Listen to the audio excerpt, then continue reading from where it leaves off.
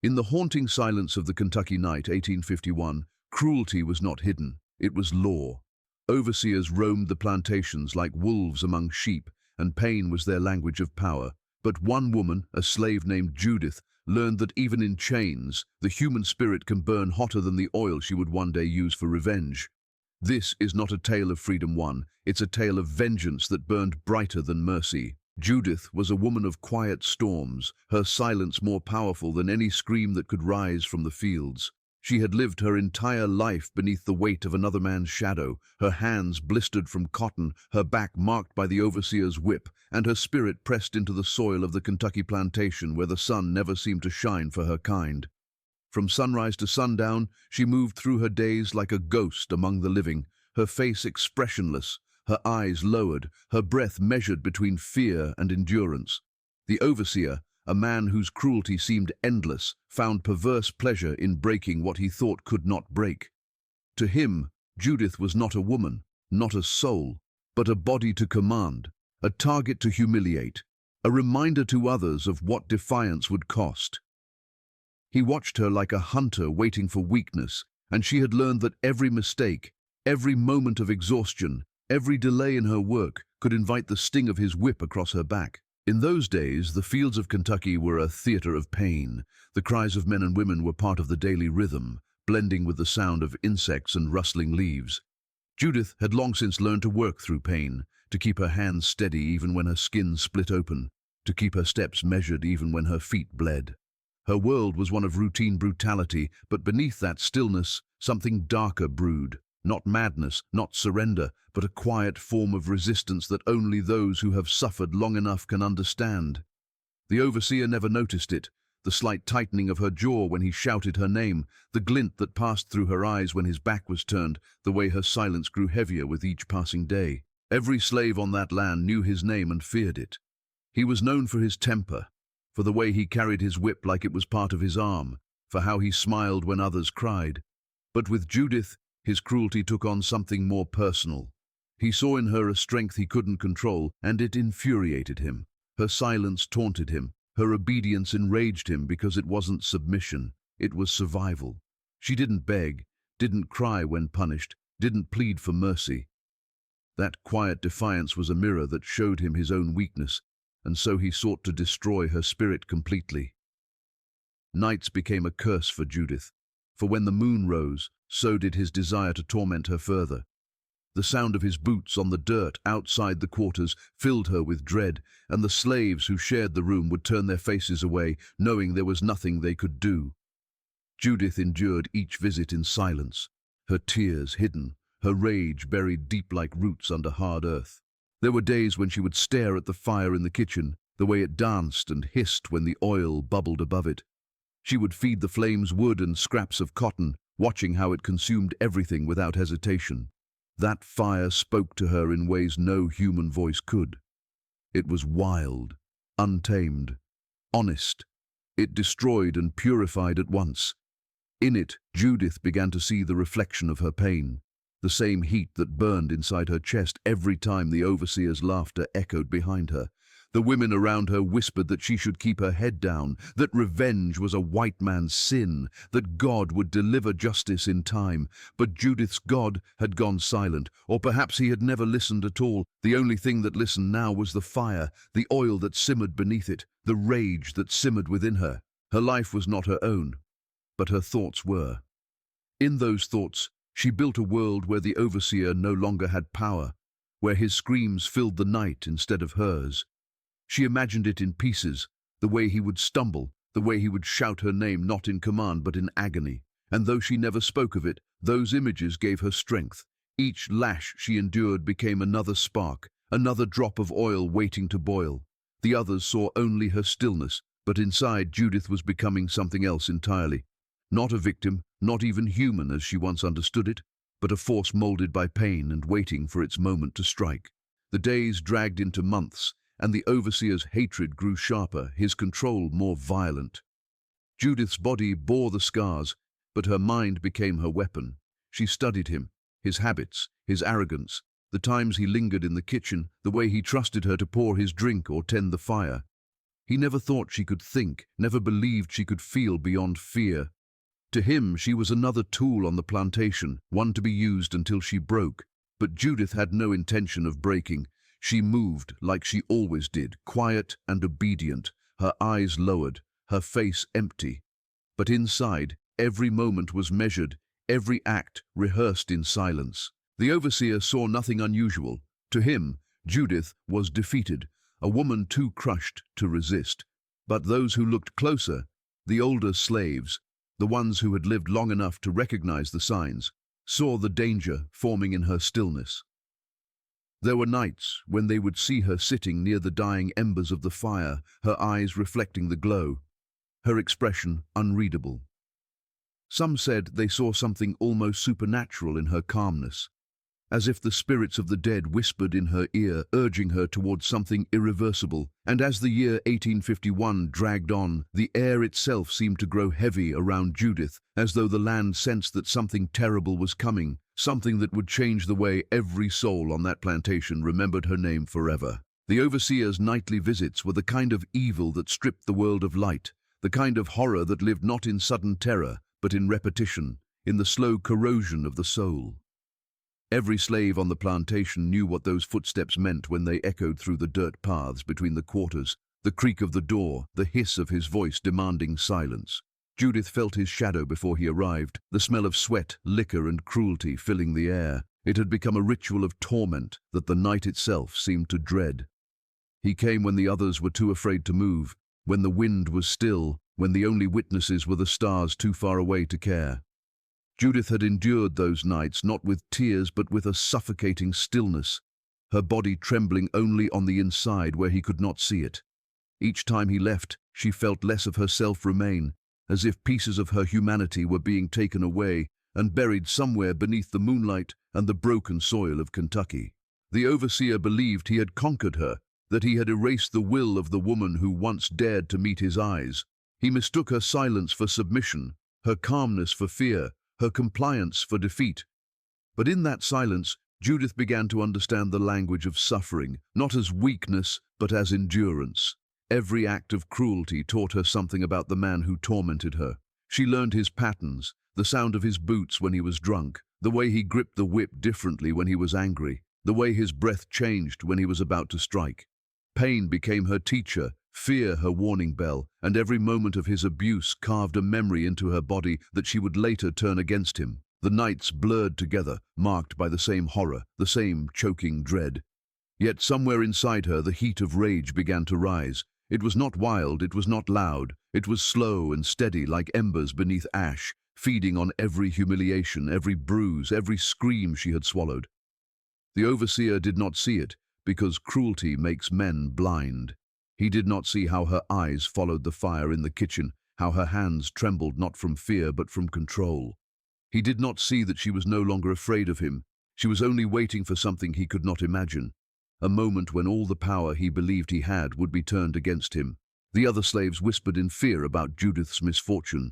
They pitied her, prayed for her, but they also feared what she might become. There was something in her eyes that frightened even those who shared her pain. Something cold, something watchful. The overseer's abuse was a known secret, one spoken in hushed voices at dawn and forgotten by dusk. No one dared intervene, for his wrath was merciless and his authority absolute. He was the law of the plantation, the arm of the master's cruelty, and to cross him meant death. But Judith had already died in her own way, not in body but in spirit, and what remained was a quiet hunger for justice that no whip could silence. One night, after a beating that left her too weak to stand, Judith lay awake on the dirt floor, her body shaking, her mind burning. The moonlight filtered through the cracks in the wall, touching her face like a ghostly hand. She thought about the overseer's laughter, about the way he boasted of his power over them, about how he treated pain as sport. Something shifted inside her that night, a final breaking, but not into despair. It was a transformation, the moment when suffering hardened into resolve. She began to see him not as a monster beyond reach, but as a man who could bleed, who could feel fear, who could lose everything in the same fire he had stoked in others. The days that followed were filled with unbearable tension. Judith carried on with her work as if nothing had changed. She still spoke little, still kept her eyes lowered, but her silence now had a different weight. The overseer continued his nightly routines, unaware that the very pattern of his cruelty had become his downfall. Judith noticed how he grew careless, how his arrogance blinded him to danger. He believed she was too broken to ever fight back, too afraid to even raise her gaze, but he never saw how she studied him, how she remembered every detail, the time he came, the direction he entered from, the lantern he carried that cast long shadows on the wall. She stored it all, building the shape of her revenge piece by piece, as if her mind was preparing a map of vengeance. The other women in the quarters began to avoid her, sensing the change. Some thought she had lost her mind, others believed the devil himself had found her heart. Judith said nothing. She moved like smoke through her days, tending to the kitchen fires, preparing the overseer's meals, pouring his coffee, her hands steady even when her thoughts burned. Every time she lifted a pot of boiling oil, she felt its heat on her skin and imagined the moment that heat would touch his flesh instead. The scent of it filled her with a strange calm, a reminder of the fire waiting inside her. The overseer, blind in his arrogance, continued to visit her. His cruelty became routine, his dominance a performance he no longer questioned. To him, Judith's body was an object, her pain a privilege of his rank.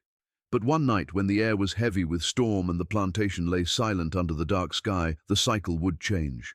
That night had not yet come, but Judith could feel it drawing closer with every breath she took, with every drop of oil that simmered in the kitchen's fire. The overseer believed he owned her fear, but what he didn't know was that her fear had died long ago, and in its place was something colder, sharper, and waiting to strike when he least expected it. The night the storm came was unlike any other, thick with the scent of rain and the heavy stillness that always arrived before something terrible happened. Judith stood in the dim kitchen, her body sore, her hands trembling not from fear, but from the weight of what she knew she was about to do. The overseer had punished her earlier that day for a crime she did not commit, accusing her of hiding a tool that had simply been misplaced. He had dragged her by the hair, struck her until her lip bled, and made her scrub the blood from the floor with the same rag he wiped his boots with. When he was done, he told her he'd visit her that night to remind her of her place.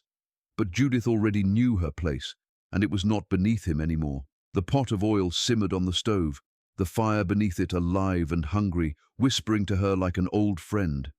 Each pop of the oil felt like a heartbeat, a pulse that matched the rhythm of her own.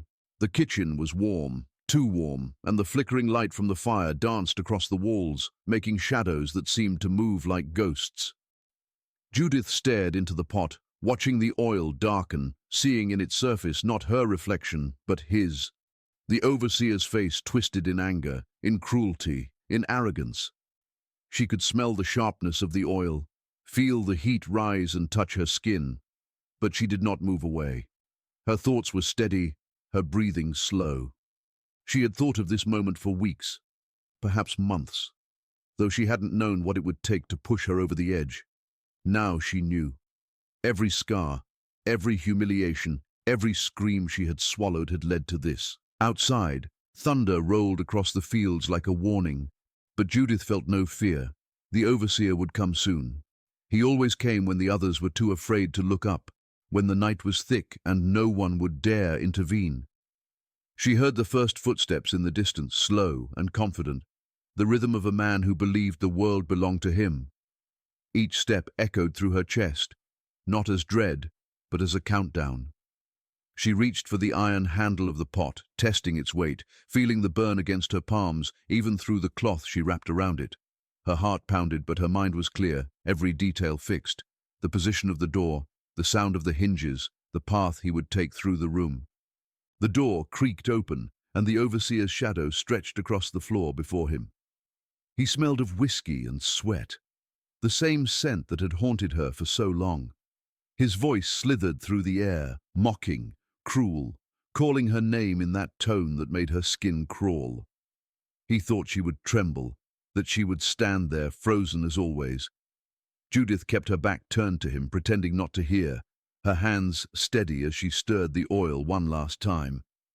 He laughed, a low sound filled with confidence, the sound of a man too certain of his control. He took another step, the floorboards creaking beneath his boots.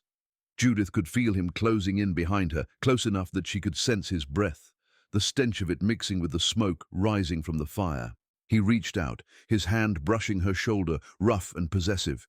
The instant his fingers touched her skin, something inside her snapped like dry wood. She lifted the pot in one swift motion, muscles burning, eyes wide, every second stretching into eternity. The oil arched through the air, a golden stream catching the light of the fire, and then it struck.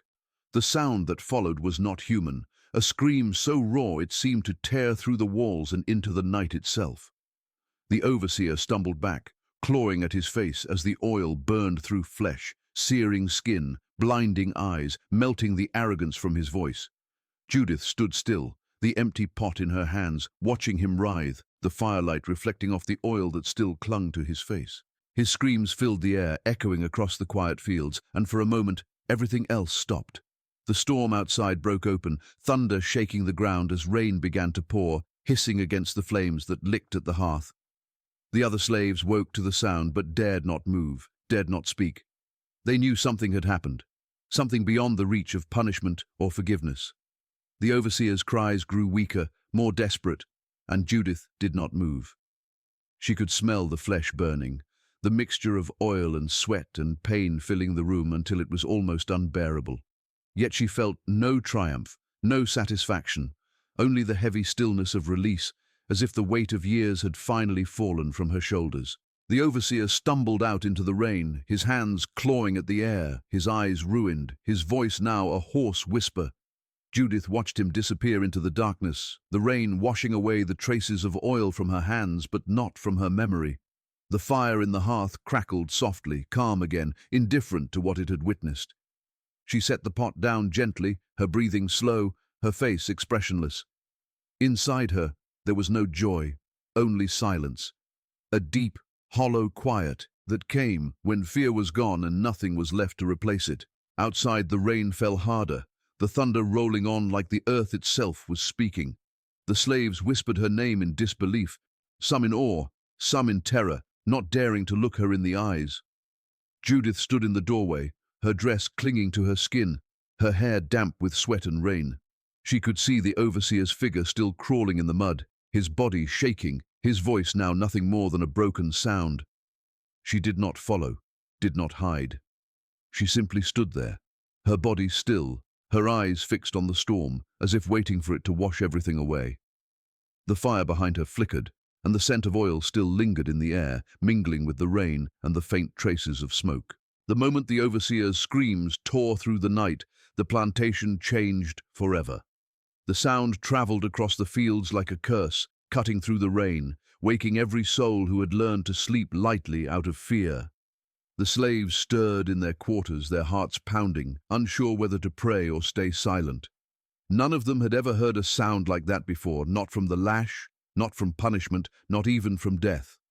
It was the sound of power burning, the sound of a man who had always stood above them, brought to the ground by his own cruelty.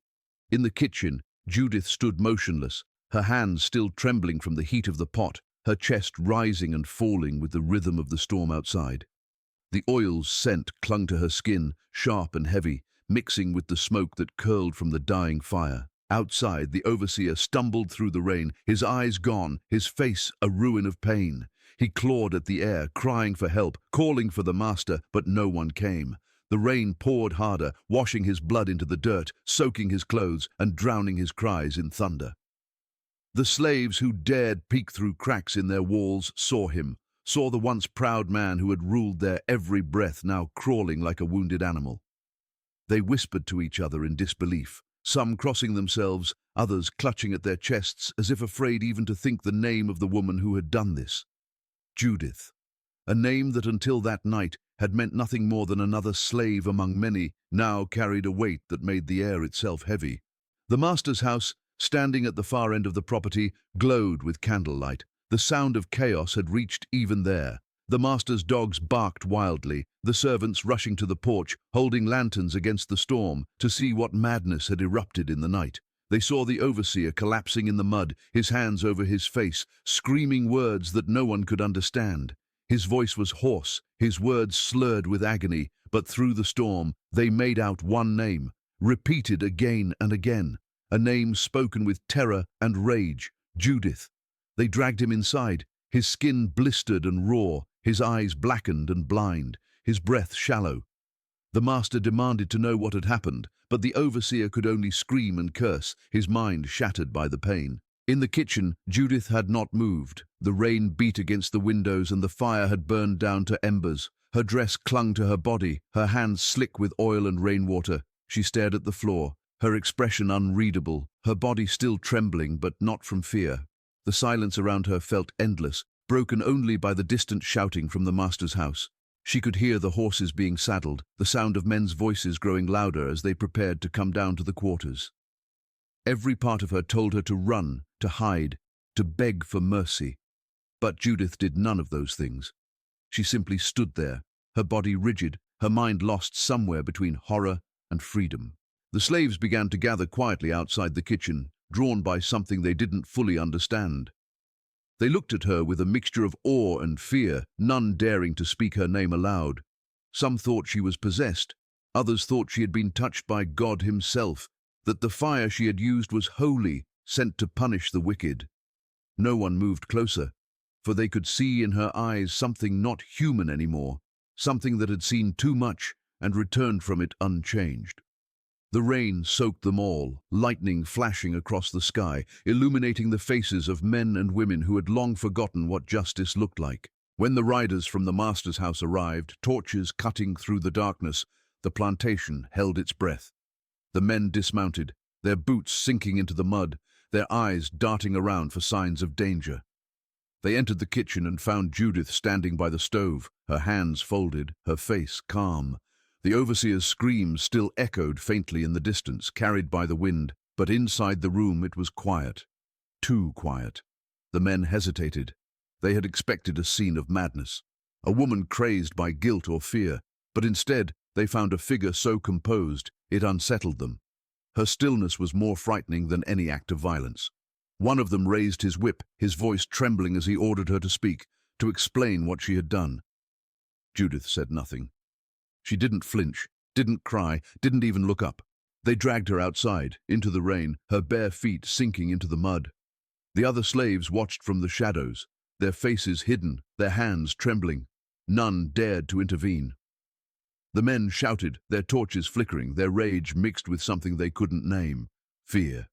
The overseer's cries had quieted by then, replaced by the faint sound of him being carried away, his body broken, his sight gone forever. The master himself appeared moments later, wrapped in a long coat, his face pale with fury and disbelief.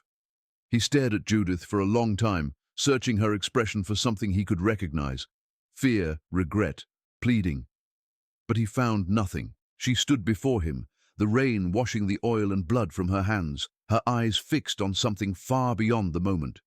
The master shouted, demanding answers, demanding remorse, but Judith's silence was unshakable. The men around her shifted uneasily, waiting for the order they knew would come. The plantation had never felt so alive. Every leaf, every drop of rain, every whisper of wind seemed to be watching. Even the dogs had gone quiet. Somewhere in the distance, thunder cracked again, rolling across the sky like a warning. The master raised his hand to strike her, but paused. Something in her gaze made him hesitate. It wasn't defiance, it wasn't madness. It was something deeper, something that told him she had already gone beyond his reach. Whatever punishment he had in mind, whatever cruelty he could devise, none of it would matter now. Judith had already taken back something that no whip could ever reclaim. She had broken the silence of generations with one act of fire, and the echo of it would haunt the land long after her body was gone. The men stood frozen, the rain still falling, the torches flickering weakly in the wind, and in that brief moment, before the command would come, before the rage returned, the world around her seemed to stop breathing. Long after the storm faded and the torches went cold, Judith's name lingered across the plantation like smoke that refused to disappear. The overseer survived, but he was never the same. His face, once proud and cruel, was a mask of ruin. His eyes, once sharp with power, were empty hollows of blindness. He stumbled through the halls of the master's house, his screams turned to groans, his pride to trembling silence. The slaves who saw him afterward spoke of him in whispers, some saying it was God's punishment, others calling it the devil's mark.